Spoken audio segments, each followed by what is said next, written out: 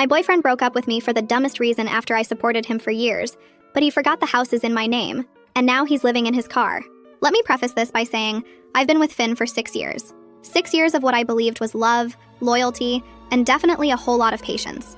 And when I say patience, I mean I've been the one supporting him financially while he bounced between passion projects. There was the YouTube channel that never took off, despite him insisting he'd be bigger than PewDiePie. The NFT craze he swore he was ahead of the curve on. Spoiler, he wasn't. And his brief stint trying to make it big in crypto where he lost most of his savings. During all of this, I held us down. Mortgage, me. Utilities, me. Groceries, also me. Car payments, you guessed it, me. Finn was the dreamer, and I was, well, I guess I was the fool who kept believing in those dreams. Every time he'd come to me with a new idea, eyes bright with enthusiasm, I'd push down my doubts and support him. This time will be different, he'd say. And like an idiot, I believed him. Things started getting weird about 2 weeks ago.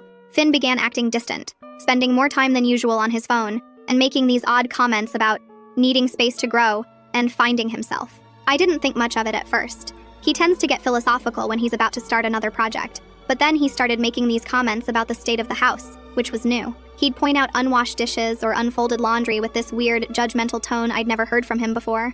Then last week, he sat me down at our kitchen table after I got home from work. He had this serious look on his face that I'd only seen a few times before, usually when he was about to announce another failed venture. But what came out of his mouth made me question if I was living in some parallel universe. "I think we should break up," he said. "You don't do enough around the house." I actually laughed. I thought he was joking, but when he didn't crack a smile, I felt something inside me just shift. This man, who I've basically been mothering for 6 years, was accusing me of not contributing enough. When I asked him to clarify, because surely he wasn't serious, he doubled down. "You never clean up after yourself, and I feel like I do all the emotional labor around here. I'm always the one who has to point out when things need to be done. Let me paint you a picture. I work insane hours to keep us afloat while he's at home, brainstorming his next big move. Yes, sometimes I'm too tired to do the dishes right away or fold laundry immediately. Sometimes I leave my coffee mug on the counter or forget to put my shoes away. But you know what I do? Pay every single bill that keeps a roof over our heads and food in our fridge." Meanwhile, Finn's biggest contribution to our household has been reorganizing the bookshelf by genre 3 times and throwing out my perfectly good Tupperware because it didn't spark joy anymore. This is the same man who has a meltdown if the Wi-Fi goes out for more than 5 minutes. Guess who calls the provider every single time? Me. Every birthday, holiday, or weekend activity, planned by me. He won't even order takeout without asking for my input 3 times, and then still managing to get my order wrong. But here's where it gets truly bizarre. After his little breakup announcement, Finn started acting like the house was already his. He made this smug comment about how this will be a good reset for both of us, and suggested I could move back in with my mom or something. He even started talking about how he was going to turn the guest room into his office once I was gone, and how he might get a dog since there won't be anyone to complain about the hair anymore. That's when it hit me. He genuinely seemed to have forgotten, or maybe never realized, whose name is actually on the deed to this house. Hint, it's not his. Not even close. This house was my inheritance from my grandparents, and I'm the sole owner. Every mortgage payment, every repair, every utility bill, it's all in my name. I excused myself, went upstairs, and locked myself in our bedroom. I'm not going to argue with him or try to change his mind. No, I'm going to let him sit in his little delusion for as long as he wants. Let him think he's winning this breakup. Let him think I'm packing my bags and heading out the door. Because here's the thing, Finn has no idea what's coming. He has no clue that he's about to lose everything. And honestly, I can't wait to watch him realize just how badly he screwed up. First update. So I mentioned in my last post that my boyfriend, well, ex-boyfriend now, Finn broke up with me out of nowhere, claiming I didn't do enough around the house. This, of course, was hilarious because I've been the one paying for literally everything. Mortgage, utilities, groceries, while he's been working on himself for the past 3 years. Oh, and let's not forget, I also cooked, cleaned, and did every chore that wasn't somehow attached to his beloved gaming setup. But here's the kicker. After the breakup, Finn acted like he owned the place. Literally. I think it took him all of 5 seconds to decide this house was his now. He didn't say it outright, but the way he carried himself made it obvious. He started lounging around like the king of a castle he hadn't even built, leaving messes everywhere and playing his games until 4 a.m. like nothing had changed. He even started telling me what I needed to pack up so I could leave in an orderly way. Meanwhile, I was just sitting there in shock, waiting to see how far this delusion would go. Spoiler, it went very far. About a week after the breakup, Finn told me he was having a friend over. This was during one of his moments where he barely looked at me, muttering something about how I needed to respect his space. Respect his space. In my house. Sure, buddy. I just nodded, thinking, okay, let's see who this friend is. When the doorbell rang, I opened it to find a woman standing there with a bright smile and a bottle of wine. Her name was Mila, and let me tell you, she was perfectly nice, polite even, but it didn't take a detective to figure out this wasn't just a friend. The way she looked at Finn, they were very much together. Finn didn't even introduce us properly. He just breezed past me like I was the maid, giving Mila a little tour of the house. My house. And oh, did he sell it like he was some kind of real estate mogul? This is the living room. I've been thinking about getting a new couch in here. Something more modern, you know? This is the kitchen. I love the open layout. It's great for hosting. This is my office. It's where I do most of my work these days. I almost choked when he said that last one. Work? The man hasn't had a job since 2018. The office he was referring to is the spare bedroom I set up for him to maybe do some freelance projects. But it's mostly just where he plays Fortnite. Mila was eating it up though. I could see her imagining herself living here, settling into a life of Pinterest-perfect bliss. Meanwhile, I was standing there in the kitchen, gripping my coffee mug so hard I thought it might crack. At this point, I had two options. Blow up and let them both know exactly how I felt, or play it cool and let Finn dig himself into a hole. I chose the second one. Honestly, I wanted to see how far he'd take this little charade. The entire evening, Finn acted like he'd already moved on, and was just graciously allowing me to stay until I figured things out. He even had the nerve to pull me aside and say, "I think it's best if we start working on a timeline for when you'll be out." No rush, of course, but Mila and I need to start planning. Planning what? A housewarming party in my living room? I just smiled and said, "Oh, don't worry about me. I'm handling everything." You should have seen his face. So smug. He really thought he'd won. The next morning, I made my move. While Finn was still asleep, I called a locksmith and had all the locks changed. The locksmith was in and out in under an hour. I paid him, thanked him, and sat down with a cup of tea to wait. When Finn finally woke up and strolled into the kitchen like he owned the place, I casually told him, "By the way, I had the locks changed this morning. You'll need to grab your things and leave by the end of the day." You guys. The panic on his face. He went pale. "What do you mean you changed the locks? You can't do that." "Oh, I absolutely can. This is my house, remember? It's in my name. You're not on the deed. You're not on the mortgage. And now you're not welcome here." He tried to argue. He tried to plead. At one point, he even tried to guilt trip me, saying, "I thought you loved me. I thought we were building something together." Mila came over during all of this, probably expecting another cozy evening with her man. Instead, she got to witness Finn packing his things while I stood there, arms crossed, reminding him not to forget his gaming chair. She looked so confused and kept asking, "Wait, this isn't your house?" Finn didn't even try to answer her. By the end of the day, Finn was gone. Mila was gone. I poured myself a glass of wine, sat down on the couch Finn had wanted to replace, and thought about how close I'd come to losing everything because I was too generous with my time, my money, and my patience. Never again. Oh, and in case anyone's wondering, Finn is now couch surfing with friends. I heard from a mutual acquaintance that Mila dumped him too when she realized he was unemployed, broke, and basically homeless. Karma's a beautiful thing, isn't it? Second update. I thought that was the end of it, but apparently Finn wasn't done embarrassing himself yet. A few days after Finn left, I got a call from our mutual friend Caleb who wanted to check in. I could tell from his voice that he was fishing for something, so I asked him outright, "Did Finn send you?" Caleb hesitated but eventually spilled the beans. Turns out Finn had been planning this breakup for months. He'd been telling everyone, friends, acquaintances, even his family, that he was about to take over the house and start a new chapter. He painted himself as the long-suffering boyfriend who had put up with my nagging for years. According to him, the house was basically his because of all the work he'd put into making it a home. I had to pause Caleb there because I nearly choked laughing. What work? The man barely did his own laundry, let alone anything to maintain the house. I asked Caleb if Finn ever mentioned the small detail about the house being in my name. He said you'd probably just leave when he asked, and if you didn't, he'd figure it out. Oh, Finn. Sweet, delusional Finn. Apparently, Finn was so confident that I'd roll over and give him the house that he threw himself a little victory lap before the breakup. He told people he was finally free to focus on his life, and even made plans to host a housewarming party. Again, in my house. The audacity. Caleb also told me something that really pissed me off. Finn had been downplaying everything I did for him. He told people I was barely paying the bills, and that he was the one holding it all together. This was the guy who didn't even know how much the mortgage was every month. The lies were just so bold and bizarre that I couldn't help but laugh. I thanked Caleb for the info and started thinking about how I could wrap this up in a way that Finn would never forget. At first, I thought about just letting it go. Finn was gone, the house was mine, and I could finally move on. But then I remembered all the crap he put me through. Years of emotional manipulation, financial freeloading, and now this ridiculous smear campaign. No, I wasn't going to let it slide. I decided to hit Finn where it hurt most, his ego. First, I sent a polite but firm group message to our mutual friends clarifying a few things. The house was in my name, 100%. Finn never paid a dime toward the mortgage or bills. Any claims that he built our life together were outright lies. I kept it factual and unemotional. but I made sure to include screenshots of our old lease agreements and utility bills with my name on them. Even included a photo of the deed with only my name. I wasn't about to let him twist the narrative. Second, I reached out to a local charity that helps people furnish their homes. I donated all of Finn's leftover junk, his old desk, a couch he never sat on, and even the gaming chair he left behind in his rush to leave. They were thrilled to take it, and I was thrilled to see it go. Lastly, I decided to let Finn's parents know what had really been going on. They'd always been kind to me, and I felt like they deserved to know the truth. I didn't go into every detail, but I told them enough to make it clear that Finn's victim narrative was a complete fabrication. The group message blew up almost immediately.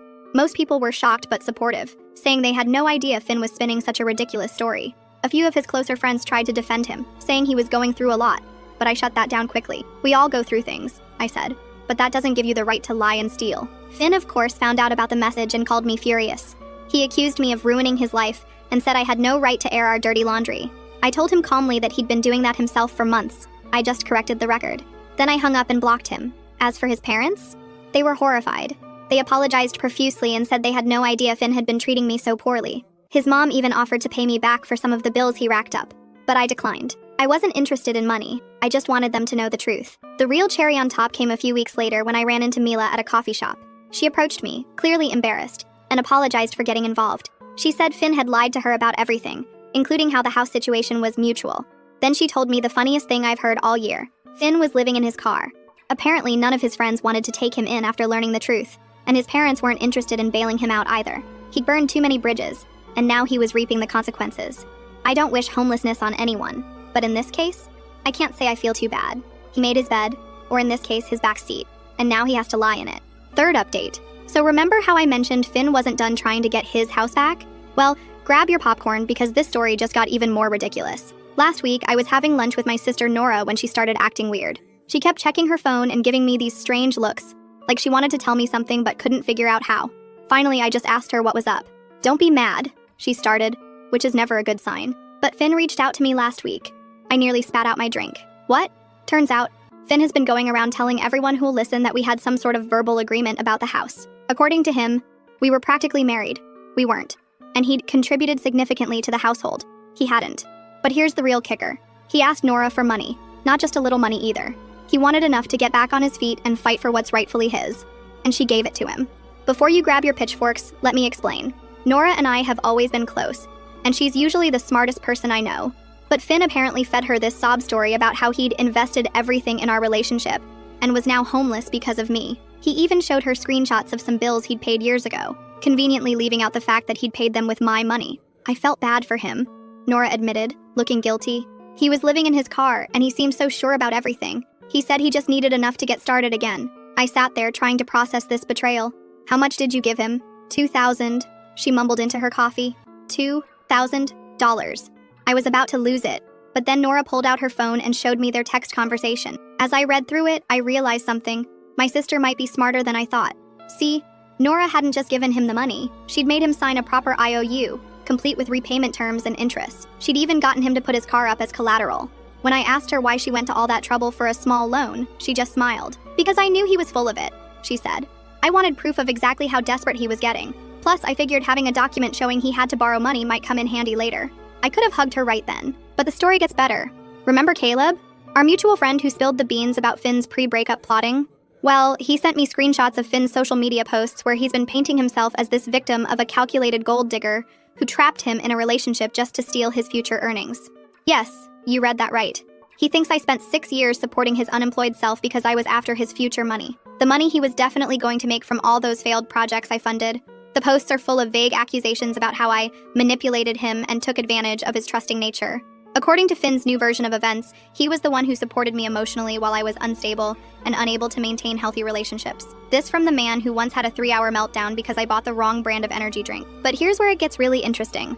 My friend Zoe has been keeping track of everyone Finn's reached out to, and apparently he's been telling different stories to different people. To some, he's the victim of a manipulative ex. To others, he's a generous partner who gave up everything for me. And to a few, he's even claiming we had some sort of business partnership that I betrayed. The stories keep getting more elaborate too. Last week, he told someone I had promised to put his name on the deed as a birthday gift, but then changed my mind out of spite. Pretty creative for someone who once forgot my birthday entirely because he was too busy trying to become a Twitch streamer. Yesterday, I got a series of increasingly unhinged messages from him about how he's going to expose me to everyone we know. He's threatening to tell people about all my secrets. Though I'm really curious what secrets he thinks he has, considering I'm the one who knows about his failed cryptocurrency investments, and that time he tried to become a professional dog photographer with my camera. I haven't responded to any of his messages, but I did save them all. Something tells me this isn't over yet. Finn's never been good at accepting reality, and now that he's burned through Nora's money, probably on another get-rich-quick scheme, I'm sure he's cooking up some new plan to try to get what he thinks he deserves. Last update.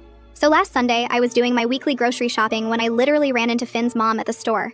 I tried to just smile and walk past, but she grabbed my cart and said, "We need to talk." Now, his mom has always been sweet to me, even after everything that happened, but this time she looked different. Worried, but also kind of angry. She asked if we could get coffee, and something in her voice made me agree.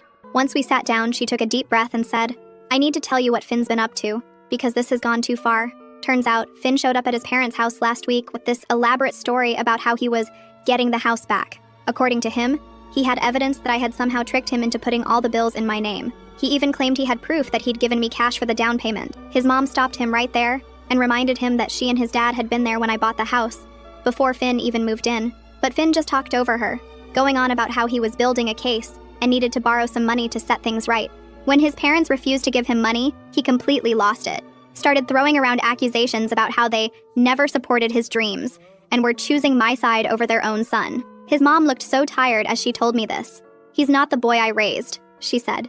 "I don't know what happened to him." But here's where it gets really interesting. She started telling me about all these things Finn had done that I never knew about, like how he'd been telling his younger sister that he bought me out of the house months ago, and that's why he needed to borrow money from her, to renovate his property. His sister, being 19 and trusting her big brother, gave him her savings. Or how he'd been going around to all their relatives telling different versions of the story to whoever would listen. To some, he claimed we were secretly married. To others, he said I had promised him the house in exchange for sweat equity. His words, not mine. He even told his grandmother that I was holding his gaming equipment hostage, the same equipment I donated to charity months ago. His mom pulled out her phone and showed me screenshots of a GoFundMe page he'd made. The title, "Help Local Man Reclaim His Home from Manipulative Ex." I almost choked on my coffee. The page was full of completely made-up stories about how he'd invested his life savings into the house, what savings, and how I had manipulated the paperwork to cut him out. He even posted pictures of my house, claiming he'd done all these renovations himself. The only renovation Finn ever did was rearranging the furniture when he was procrastinating on job applications. But the craziest part? People were actually donating. Not a lot, but enough that Finn thought his plan was working. He'd raised about $800 before his mom reported the page and got it taken down. "I had to do something," she said. "He needs to face reality." She told me Finn had been sleeping in his car in their driveway for the past week, refusing to come inside unless they supported his cause. Every morning he'd leave claiming he had meetings about getting the house back. Every evening he'd return with some new story about his progress. His mom had finally had enough when she overheard him on the phone trying to convince Mila, remember her, to be a character witness about how the house was really his. Mila, to her credit, had apparently laughed and hung up on him. "I'm not telling you this to get sympathy for him," his mom said. "I'm telling you because I want you to be prepared. He's not going to stop until he has no choice." She then did something that surprised me. She handed me a small photo album. Inside were pictures of Finn from the past few years. Pictures of him at family events, holidays, casual moments. In every single one, he was on his phone or laptop, supposedly working on his next big thing, while everyone else was actually living their lives. "I should have seen it sooner," she said. "How he used people. How he always had an angle. I enabled him for too long, and I'm sorry you got caught up in it." I tried to give the album back, but she shook her head. "Keep it. Maybe someday he'll want to see the person he used to be. But for now, I need to do what I should have done years ago." She told me she and Finn's dad had made a decision. They're changing their locks and cutting off his access to their Wi-Fi. No more sleeping in their driveway. No more enabling his delusions. They've arranged for him to stay with his uncle in another state, who's offered him a real job. No computers, no schemes, just honest work. He either takes the offer and gets his life together, or he figures it out on his own. But we're done watching him try to tear down other people's lives because he refuses to build his own. As we were leaving, she hugged me and whispered, "Thank you for showing him there are consequences.